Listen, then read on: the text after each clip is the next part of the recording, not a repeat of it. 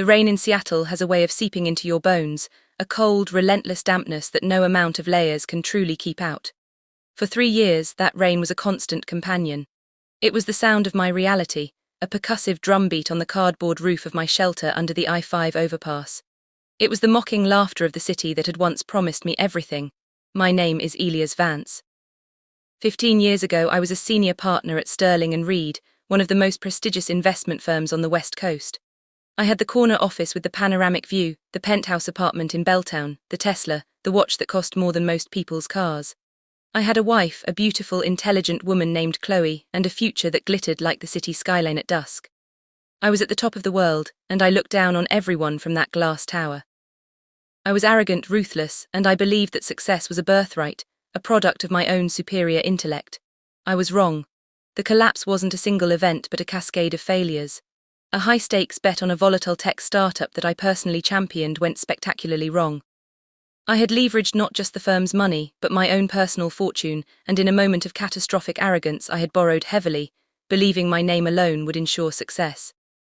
The tech bubble burst and I was left holding a bag of worthless stock. The partners turned on me, their loyalty as fleeting as a morning mist. I was ousted, stripped of my shares, and my reputation was shattered into a million pieces. The lawsuits followed, the whispers, the cold shoulders in the hallways of the clubs and restaurants I used to frequent. Chloe left, taking the last vestiges of my dignity with her. The penthouse was repossessed, the car sold, the watch pawned for a pittance. I was a man who had everything, and in the blink of an eye I had nothing but the clothes on my back and the hollow echo of my own hubris. The first months were a blur of cheap motels and cheaper whiskey. I was in denial, convinced it was a temporary setback. I'd send out resumes to rival firms, but my name was poison. I'd go to networking events, only to be met with averted eyes and whispered conversations. The connections I had so carefully cultivated vanished, as if I had never existed. The friends I had dined with, the colleagues I had mentored, they all became strangers. One by one the doors closed and the lights went out. Eventually the money ran out entirely. I was evicted from my last motel room, and I stepped out onto the street with a single duffel bag and a head full of shame.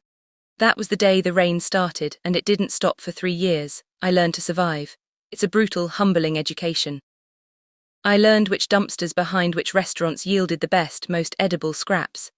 I learned the location of every public bathroom in downtown Seattle, the ones with the least hostile security guards. I learned to sleep with one eye open, to guard my meager possessions, and to trust no one. The other homeless were not a community. They were competitors, desperate souls clinging to the same sinking ship. I saw men and women lose their minds to the streets, their eyes going glassy and their grip on reality slipping away. I fought to keep my own mind sharp. I would recite stock quotes from memory, run complex financial models in my head, anything to feel like I was still the man I used to be. It was the only thing that separated me from the madness. Then I found it. A library. The Seattle Public Library downtown was a cathedral of knowledge, a sanctuary of warmth and quiet. It was also free.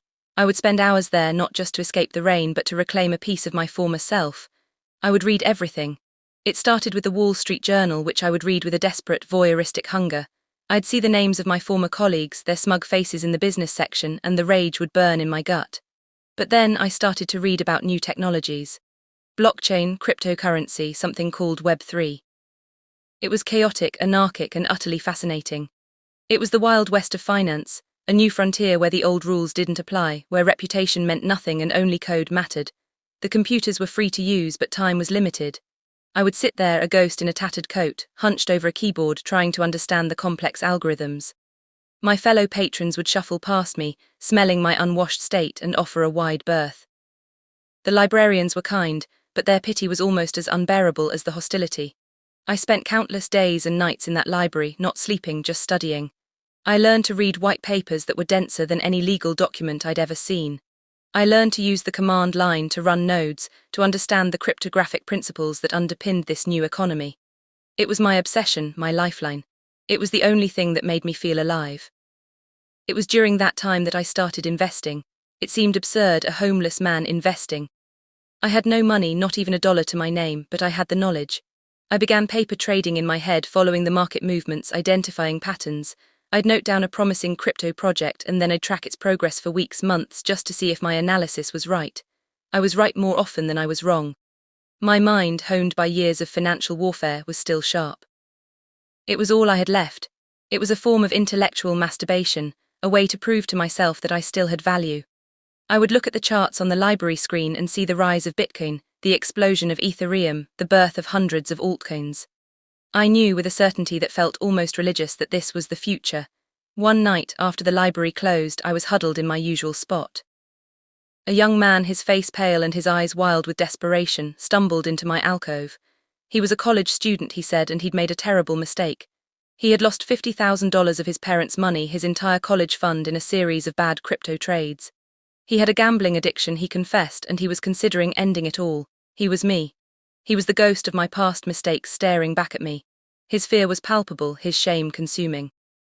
I could have told him it was hopeless. I could have just turned away and let him suffer like I had, but something stopped me. I didn't just give him a speech, I needed money to help him. I had nothing. But I realized I had something else. I had my shelter. It wasn't much, just a tarp and some pallets and a collection of empty beer cans that I'd started hoarding for some reason. I went around to some of the other homeless camps and traded some of my better gear for scrap metal. I took it all to a recycling center. It yielded a paltry sum, maybe $15. It was all I had in the world. With that, I took the kid to an internet cafe and, using the most primitive of crypto wallets, I showed him a simple, low-value coin I had been watching. "This is it," I said. "I'm going to show you a pattern. It's not a huge investment, it's just this." I had no money to invest myself, but I knew the principles. I analyzed the charts I'd been studying for months. I pointed to a moment of market instability, a flash crash. "Here," I said. "Buy here, the market is overreacting, it's fear selling." He was skeptical, but he was in too deep to argue.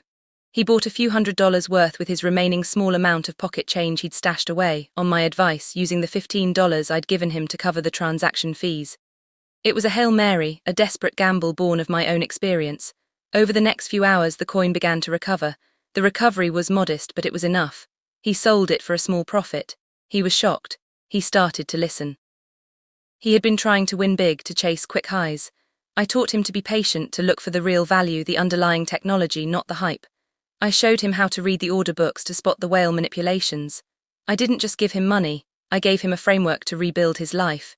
He left that night not cured, but with a glimmer of hope. He had been on the verge of the abyss, and he had been pulled back. It was the first time in 3 years that I had felt something other than shame or anger. The word spread. In the underground economy of the homeless, the library and the internet cafes, a story began to circulate. A madman, some said, a fallen prince, others whispered. The broker, they called me, a homeless man who could see the future of money. People started to find me under the overpass. They weren't just asking for a handout, they were asking for advice. Should I buy this? Is this a scam? They were small-timers mostly, with a few $100s they'd scraped together, looking for a lifeline. I started to realize there was a market for my knowledge. A strange, inverted form of financial advising, but my real revenge was waiting for my former colleagues. I had started monitoring the market again, not just to trade, but to track the people who had ruined me. I saw it all. They had moved into crypto and tech, using their old strategies of hype and manipulation. They were creating shell companies, pump and dump schemes, and predatory ICOs, preying on the same greed and naivete that had once been my own signature moves. And they were doing it with a swagger, a smug confidence that filled me with a cold, calculating fury. They had destroyed my life and were now doing it to thousands of others, all while smiling on the covers of magazines. I knew the market was a ticking time bomb. The over-leverage, the insane valuations, the blind faith in shoddy technology, it was the same bubble I had lived through a decade ago. The crash was coming. I could feel it in my bones. It was like seeing the iceberg from a mile away while the Titanic sailed on, the passengers laughing on the deck. My moment came in the form of a news story on the library computer. It was about a flash crash in a specific, highly speculative DeFi token. The token was the pet project of a consortium of former Sterling and Reed partners. I remembered them. They were the ones who had orchestrated my ouster. They had used this token to secure massive loans from other, even more foolish, players in the crypto world. They were leveraged to the hilt, their entire reputation and fortune resting on the flimsy foundation of this worthless digital asset.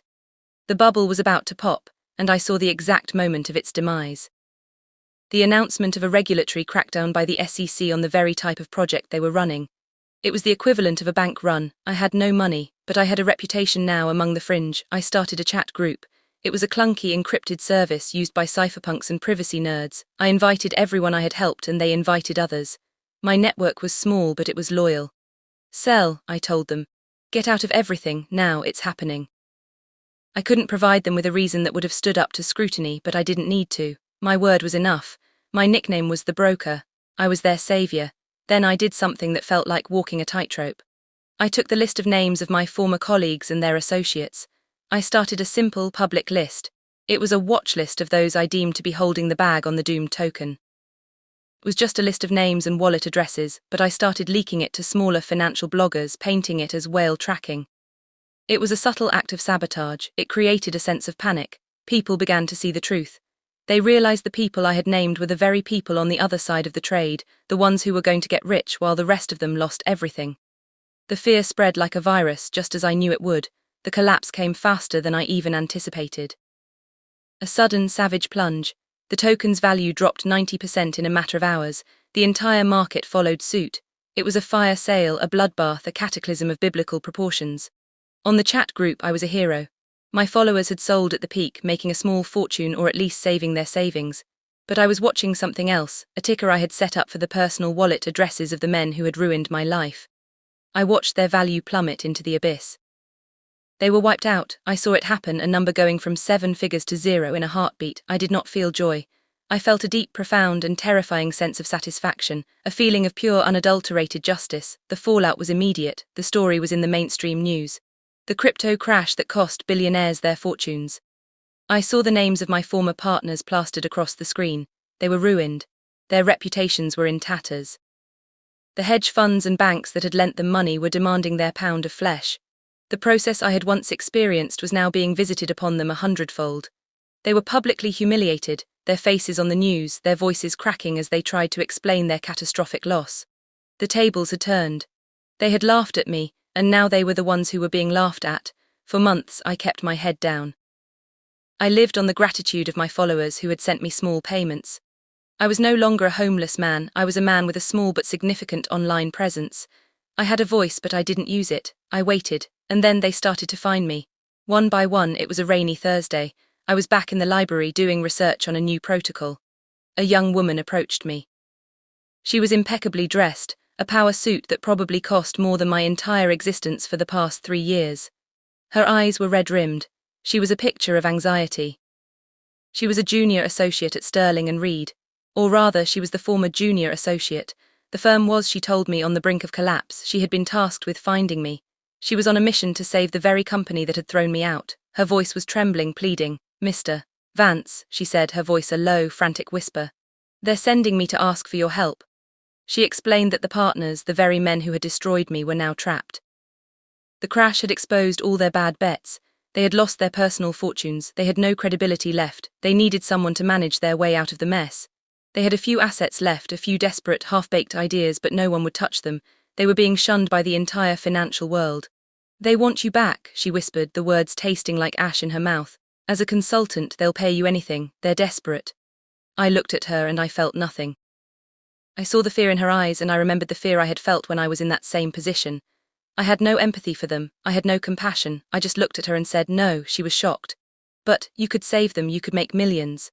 She showed me an offer. It was $100,000 a month, an obscene amount of money for a man who a year ago had been eating out of dumpsters. She was practically begging. "Please," she said, "they know they were wrong. They've fallen from grace. They're begging for your mercy." It was a sweet, perfect moment, a moment I had fantasized about for so long.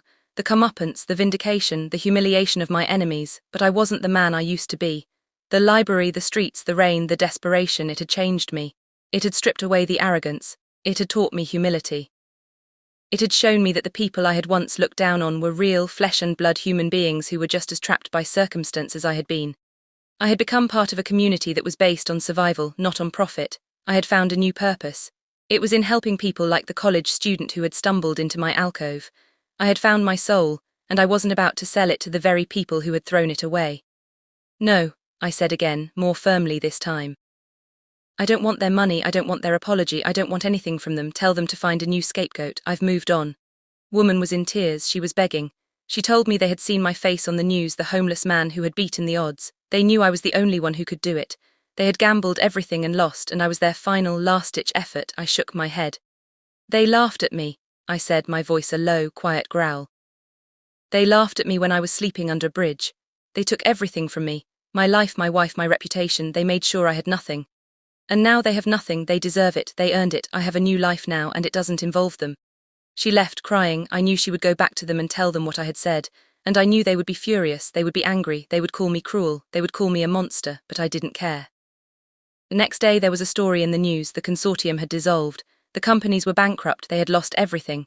The SEC was investigating, they were facing a decade of legal and financial hell. I watched the report and I felt nothing. It was just another story on the news, there was no joy in it. There was just the cold, hard truth, the truth they had created and the truth they had to live with. The phone in my pocket buzzed. It was a message from the chat group I had started. My followers were sending me their thanks. They had all done well, they had all survived, I had helped them navigate the chaos. I was their leader, their hero, but I was also just a man who had been homeless, a man who had been lost, a man who had found a new way. I didn't go back to the corporate world. I started a small non-profit organization. I called it the Overpass Project. It wasn't a charity in the traditional sense. It was a place where I could teach financial literacy to the homeless and the downtrodden. I showed them how to save, how to manage their tiny incomes, how to understand the financial world that was stacked against them. I taught them how to invest in the new, decentralized economy. It was my way of giving back, of making sure no one else had to go through what I had gone through. As for my former colleagues, I never saw them again. I heard stories, of course. The whispers of their disgrace, their bankruptcy, their shattered lives. They had hit rock bottom just like me. But the difference was I had learned to build a new life from the ground up. They were still trying to claw their way back to the top, still clinging to the same old arrogance that had destroyed them in the first place. Now, I live in a small, modest apartment. It has a window that looks out over the city. Sometimes, when it rains, I think about the overpass. I think about the cold, the hunger, the loneliness. It was a dark time, but it taught me who I really was. It taught me that money is just a tool, it's not a measure of a man's worth. The people who had laughed at me were now begging for my help. They had the money, but they had lost everything else. I had been homeless, but I had never felt more alive. The final revenge wasn't that they were ruined. The final revenge is that I found peace. I found a purpose that mattered. And that in the end is worth more than all the money in the world. The people who laughed at me are now trapped in their own personal hell, a prison built of their own greed and arrogance. They can beg, they can plead, they can offer me all the money in the world, but I will never help them, because they don't want my help.